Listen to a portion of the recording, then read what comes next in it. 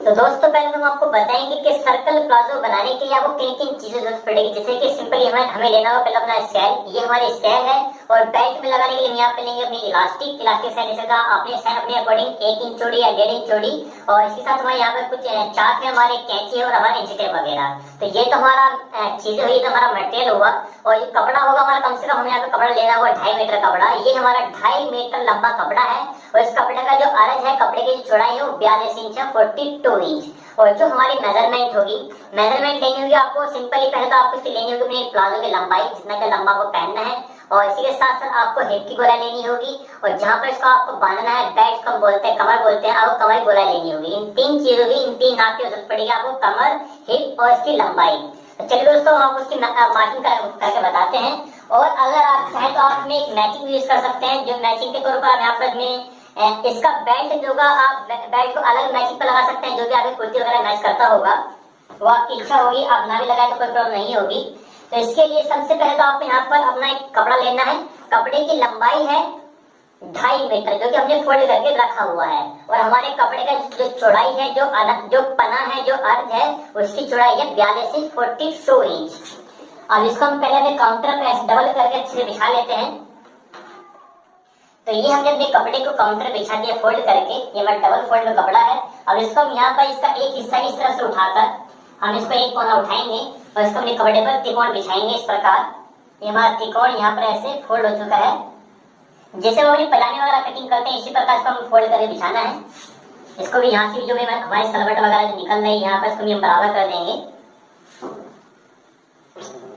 कहीं पर भी कपड़े में झोल वगैरह नहीं रहना चाहिए। कहीं पर भी अगर झोल वगैरह रहता है तो आपकी कपड़े की फिटिंग या फिनिशिंग कम हो सकती है। तो इसको हम इक्वली फोल्ड किया।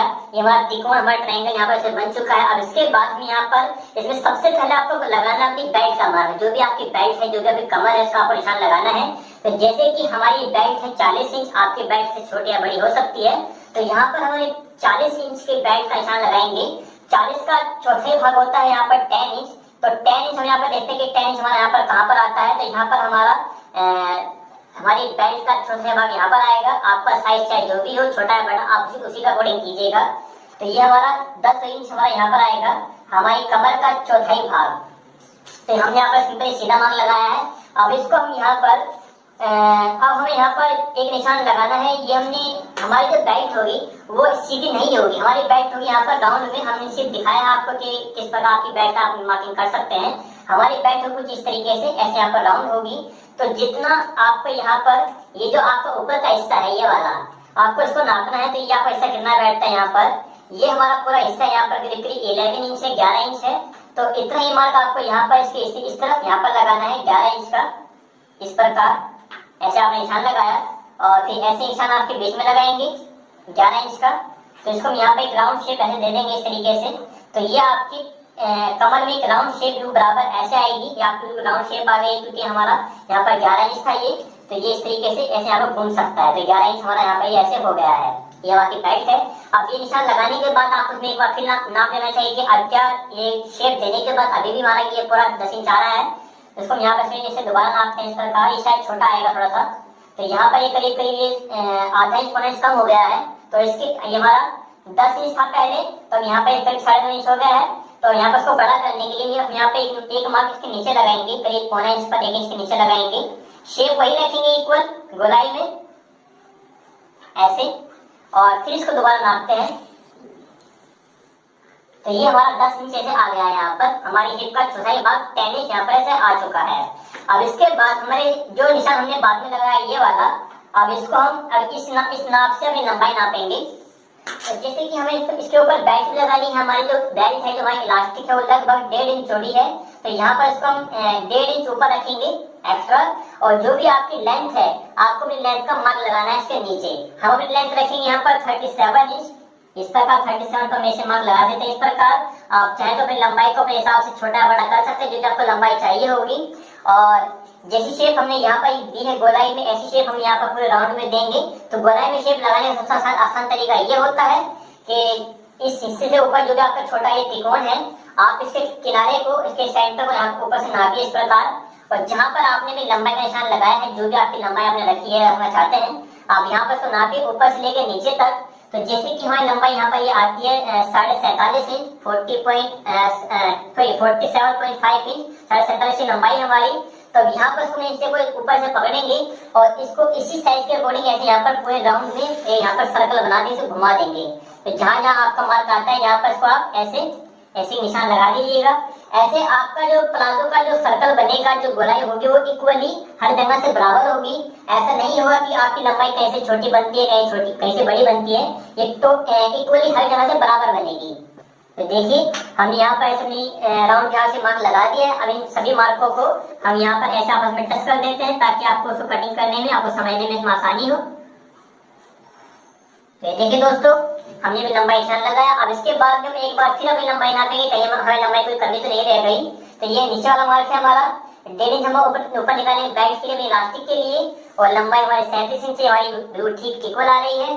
अब इसको हम यहाँ कहीं बीच में रखेंगे, 1.5 इंच ऊपर रखेंगे, फिर यहाँ पर नापेंगे तो 37 हमारी बिल्कुल बराबर आ रही है। तो यहाँ पर इसको रखेंगे 1.5 इंच ऊपर और फिर यहाँ से नापेंगे तो 37 हमारी बिल्कुल बराबर ऐसे आ रही है। तो ये हमारी लंबाई टोटली इक्वल बिल्कुल ऐसे आ रही है। अब इसके बाद हम इसको कट कर देंगे अपने बेल्ट वाले हिस्से को और अपने घेर वाले हिस्से को।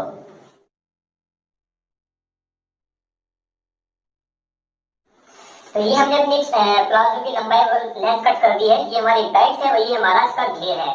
हमने यहाँ पर दोनों तरफ इसके नीचे और ऊपर हाफ इंच कपड़ा एक्स्ट्रा रखा है ताकि यहाँ पर हम जब अपनी बेल्ट अटैच करेंगे और यहाँ पर उसके ऊपर थोड़ा थोड़ा फोल्ड करेंगे तो हमारी लंबाई कम ना पड़े। अब इसके बाद बारी आती है हमारी क्रोच एरिया की, हमारी आसन की, और फिर हम आपको यहाँ पे ज्वाइंट लगाना बताएंगे।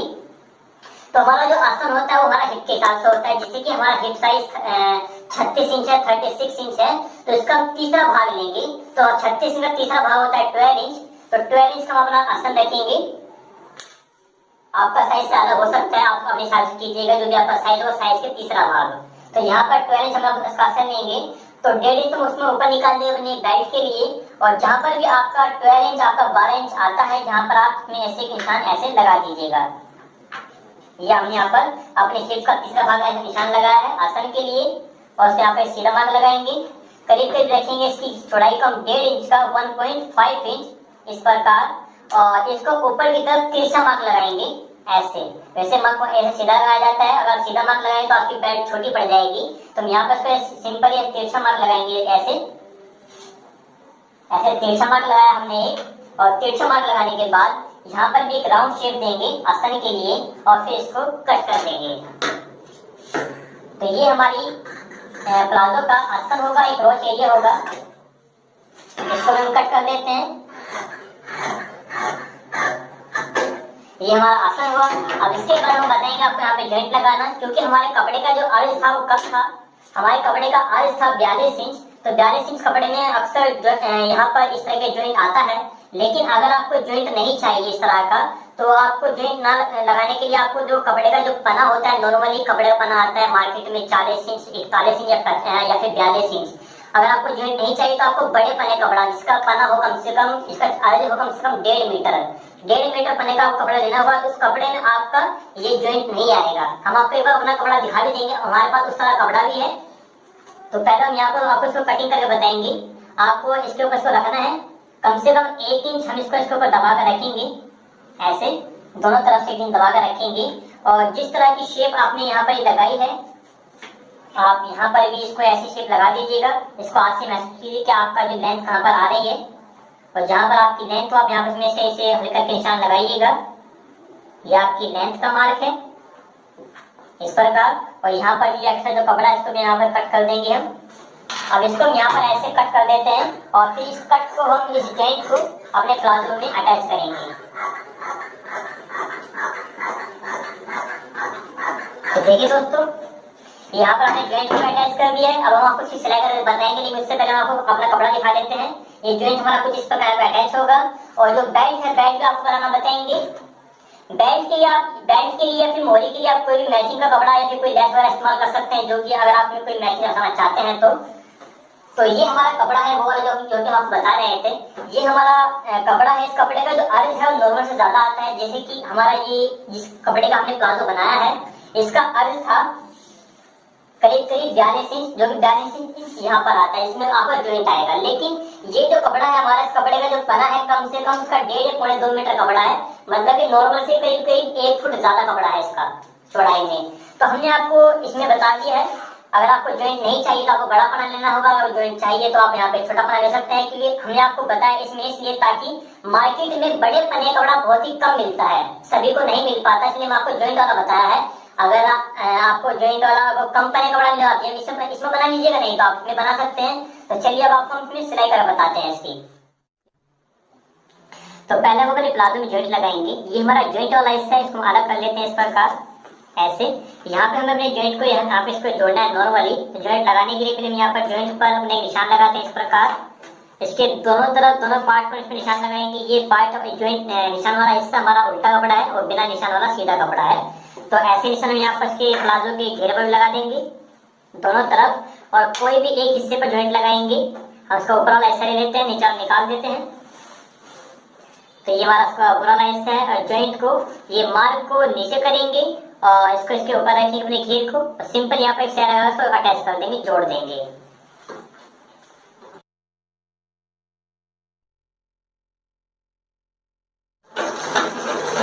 तो ये हमारा ज्वाइंट यहाँ पर लग गया है हमारे घेर में। और इसी प्रकार जो हमारा दूसरा घेर है, हम दूसरे घेर में भी इसी प्रकार ज्वाइंट लगा देंगे, नॉर्मली होगा तो तरीका ये। अब ये हमारा घेर देखिए जिससे ज्वाइंट लगा है हमारा, और ये हमारा घेर टोटली इस प्रकार पूरा घेर कंप्लीट हो चुका है इस तरीके से। अब हमारे दूसरे घेर में ज्वाइंट लगाते हैं, और ये हमने अपने प्लाजो के घेर में ज्वाइंट लगा दिया दोनों पीसों में। और ज्वाइंट लगाने के बाद ये जो हमारा घेर है, ये वाला इस घेर को हमें फोल्ड करना है। जैसे कि हमने अपनी कटिंग करते वक्त हमने यहाँ पर नीचे की तरफ करीब करीब 1/2 इंच ऐसे कपड़ा एक्स्ट्रा रखा था फोल्ड करने के लिए, हम अपने हाफ कपड़े को फोल्ड करेंगे। इसको फोल्ड करने के 2 तरीके होते हैं। एक तरीका तो ये है कि आपको सिंपली आपस को ऐसे फोल्ड करें, सिंगल फोल्ड करें, और फिर इसको सिंपली डबल फोल्ड कर दें एक सिलाई में, तो ये आपका पूरा घेर से फोल्ड हो जाएगा। लेकिन इसमें अक्सर फिनिशिंग नहीं आती जो बिगिनर्स होते हैं, तो इसलिए आपको बिगिनर्स को करना ये होगा, पहले आप अपने पूरे घेर को सिंपल सिंगल फोल्ड करें, और यहाँ पूरे घेर में शुरू से लेकर आखिर तक सिलाई लगाए एक बार, फिर दोबारा में इसमें आपको दोबारा ऐसे फोल्ड करें, फिर इसमें दूसरी लगाए। तो हम आपको सिंगल फोल्ड कर बताएंगे। पहले तो इस प्रकार हमने सिंगल फोल्ड किया और उसमें सिलाई लगाना शुरू करते हैं, शुरू से लेकर आखिर तक पूरे घेर में। इस तरीके से आपका जो घेर है फिनिशिंग से फोल्ड हो पाएगा।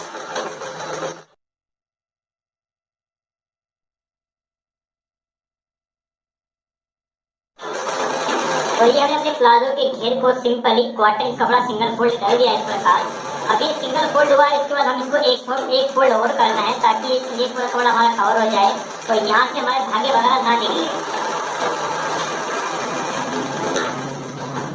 ये फोल्ड हुआ, इसके बाद जहाँ से हमने सिलाई को शुरू किया था वहीं से इसको दोबारा सिलाई शुरू करेंगे, और इस कपड़े को इस परत को एक बार फिर मोड़ देंगे ताकि पूरा कपड़ा फोल्ड हो जाए, और इसके किनारे सिलाई लगाएंगे शुरू से लेकर आखिर तक।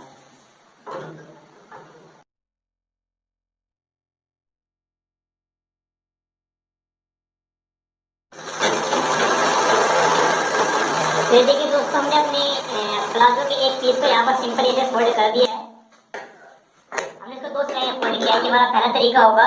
और दूसरा तरीका सर ये वाला होगा कि आपको एक ही सिलाई में दोनों तरफ इसको पहले सिंगल फोल्ड कीजिए, फिर डबल फोल्ड कीजिए, और एक सिलाई में दोनों तरफ को फोल्ड कर यहाँ पर इसको अटैच कर सकते हैं। ये इसका दूसरा तरीका होगा। और जिस प्रकार हमने अपना इस वाले पार्ट को फोल्ड किया है, इसी प्रकार अपने पीस के दूसरे भाग को, दूसरे राउंड को भी इसमें ऐसे फोल्ड कर देंगे। इस प्रकार आप दोनों पीस फोल्ड हो जाएंगे। और अगर आप चाहें तो फोल्ड करने के साथ साथ इसके ऊपर कोई पाइपिंग, कोई लैस, कोई पट्टी वगैरह भी लगा सकते हैं। तो दोस्तों, ये हमने अपने प्लाजो के घेर को इसलिए कंप्लीटली यहाँ फोल्ड कर दिया इस प्रकार। ये हमारा एक पीस है जो फोल्ड है, और ये हमारा दूसरा पीस है जो हमने फोल्ड किया है। तो अब इसका घेर फोल्ड करने के बाद अब इसका जो आगे का काम है वो ये है कि आपको इसका जो आसन है, आपको आसन अटैच करना है। तो आसन अटैच करने के लिए आपका दो तरफ से एक पीस लेंगे ऊपरी हिस्सा इस प्रकार, और यहाँ पर इसको बिल्कुल बराबर रखते हुए, बराबर मिलाते हुए यहाँ पर इसको इस प्रकार एक सेल लगा दें ताकि आपको आसन पे जुड़ जाए। और इसी प्रकार आपका जो बैक वाला हिस्सा है, बैक वाले हिस्से में भी आपको आसन को इसी प्रकार जोड़ना है। बहुत सिंपल तरीका है, तो मैंने आपको पहले दिखा देते हैं, फिर आपको सेल लगा दिखाएंगे। ये आपके दोनों आसन है जो कि यहाँ पर ऐसे आए हुए हैं, एक ऊपर रखेंगे, नीचे रखेंगे, और यहाँ पर सेल लगा देंगे, और फिर इसके बाद आपको बैक लगाना बताएंगे। और ये हमने अपने एक पीस के ऊपर दूसरे पीस को रखेंगे इस प्रकार, और आसन से लगाते हैं इस तरफ भी और इस तरफ भी।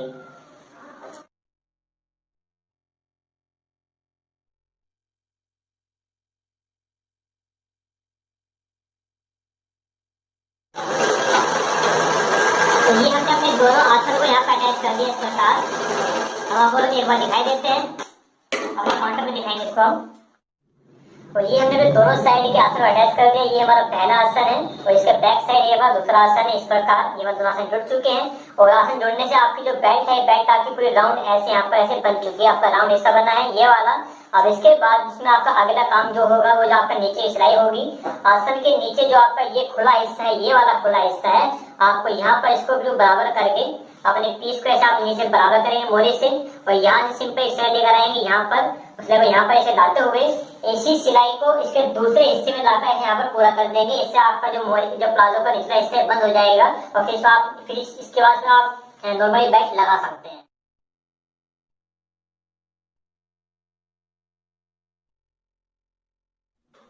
और ये हमने अपने प्लाजो में ये अंदर से लगाने के बाद कुछ सीधा कर दिया। अब लगभग आपका जो प्लाजो है मतलब तैयार हो चुका है। इसमें सिर्फ आपका जो आखिर का जो काम है, जो आगे काम बचा है, वो है सिर्फ आपको इसके बेल्ट में आपको इलास्टिक लगाना। इलास्टिक लगाना नॉर्मल होता है, बहुत कॉमन ही आपको नॉर्मल लगा लेंगे, उसमें कोई प्रेशर नहीं होगी फिर भी। लेकिन अगर आपको इलास्टिक लगाना नहीं आता बेल्ट में तो इसके लिए हमने वीडियो बनाया हुआ है, जैसे कि हमने अभी कुछ समय पहले वीडियो बनाया था कि आप सलवार की बेल्ट में इलास्टिक कैसे लगाए, या फिर हमने आपको एक वीडियो बताया था कि तुलिप सलवार की वीडियो है हमारी, इसमें हमने तुलिप सलवार फुल स्टिचिंग में आपको बेल्ट लगाने बताया। सेम उसी तरीके से इसमें बेल्ट लगेगी। आप चाहे तो हमारी वाली वीडियो देख सकते हैं। उस वीडियो देखकर आपको काफी ज्यादा आइडिया हो जाएगा कि इस प्रकार बेल्ट वगैरह लगा सकते हैं। और इसी के साथ साथ अगर आपको हमारी वीडियो पसंद आई है तो प्लीज आप हमारी वीडियो को लाइक और शेयर करें। अगर आपने अभी तक हमारे चैनल सब्सक्राइब नहीं किया तो प्लीज आप हमारे चैनल सब्सक्राइब कर दें, जो वीडियो फ्री होगा। और घंटी के आइकन पर क्लिक करना ना भूलें, ताकि जब भी हम अपने चैनल पर आपके लिए कोई नई वीडियो अपलोड करेंगे तो उसका नोटिफिकेशन आपको तुरंत मिल जाएगा। Thank you, welcome again.